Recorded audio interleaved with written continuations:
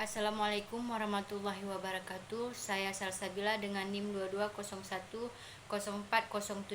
Di sini saya akan menjelaskan tentang penyelesaian sengketa hak kekayaan intelektual. Yang pertama itu ada latar belakangnya. Hak kekayaan intelektual merupakan hak eksklusif yang diberikan kepada individu atau kelompok atas hak cipta, rasa, dan karsa mereka.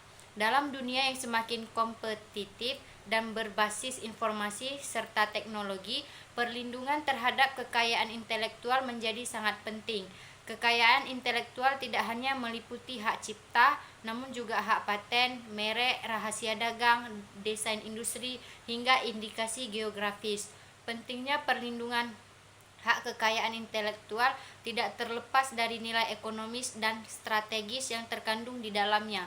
Produk-produk berbasis intelektual seringkali menjadi ujung tombak dalam kegiatan ekonomi kreatif, industri, hingga perdagangan internasional. Kemudian ada pengertian hak kekayaan intelektual. Hak kekayaan intelektual merupakan istilah yang digunakan untuk menggambarkan hak-hak hukum yang diberikan kepada individu atau sekelompok orang atas hasil karya atau ciptaan yang lahir dari kemampuan intelektual, kreativitas, dan pemikiran manusia. Dengan kata lain, hak kekayaan intelektual adalah bentuk perlindungan hukum yang diberikan kepada hasil karya manusia yang bersifat imaterial, seperti ide, konsep, desain, teknologi, karya seni, dan sebagainya, yang diwujudkan dalam bentuk nyata dan memiliki guna serta manfaat ekonomi. Kemudian yang kedua ada penyelesaian sengketa secara litigasi. Pengertian litigasi dalam konteks hak kekayaan intelektual. Penyelesaian sengketa secara litigasi adalah suatu proses hukum yang dijalankan melalui jalur pengadilan untuk menyelesaikan perselisihan antara dua pihak atau lebih yang bersangkutan.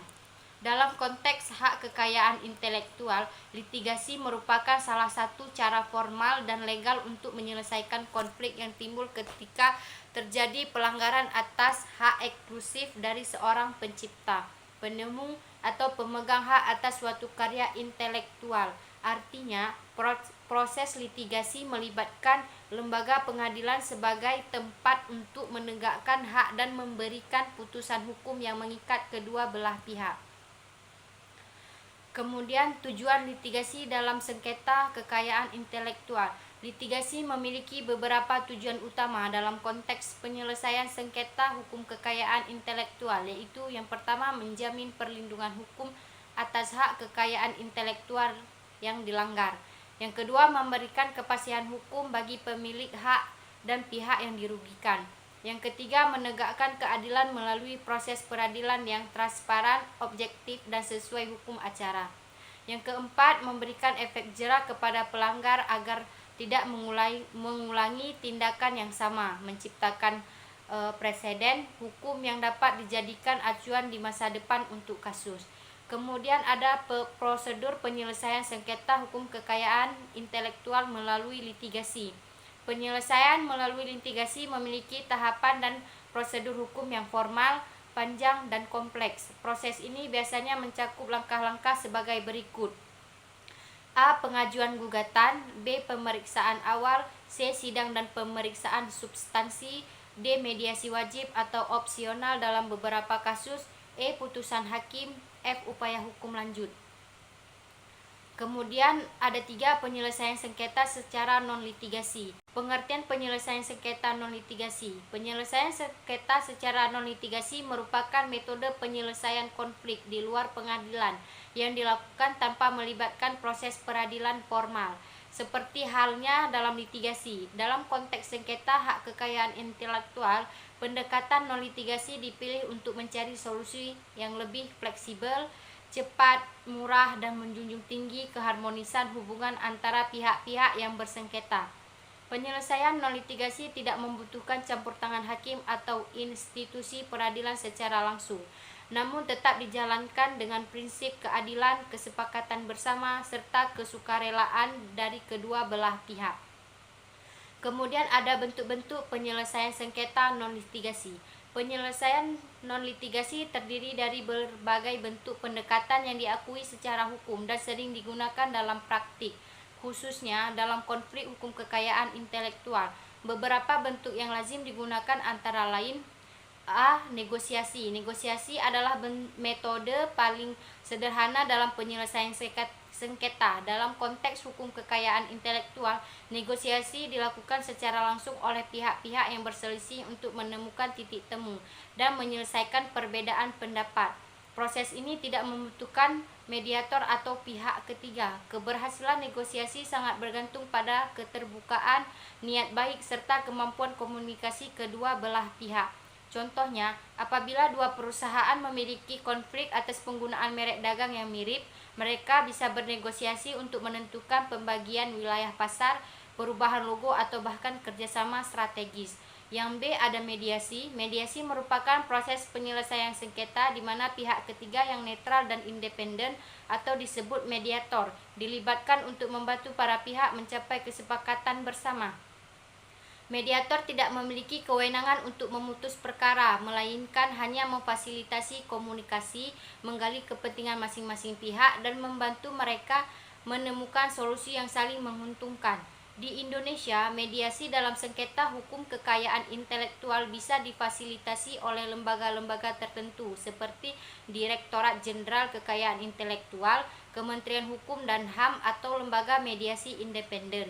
Kesepakatan hasil mediasi dapat dituangkan dalam perjanjian tertulis yang memiliki kekuatan hukum. Kemudian ada yang terakhir, konsiliasi. Konsiliasi hampir mirip dengan mediasi, tetapi konsiliator dalam proses ini berperkara sedikit lebih aktif dalam memberikan saran atau rekomendasi terhadap solusi yang mungkin. Pihak-pihak yang bersengketa tidak wajib menerima saran tersebut, tetapi dapat menggunakannya sebagai dasar dalam membuat kesepakatan.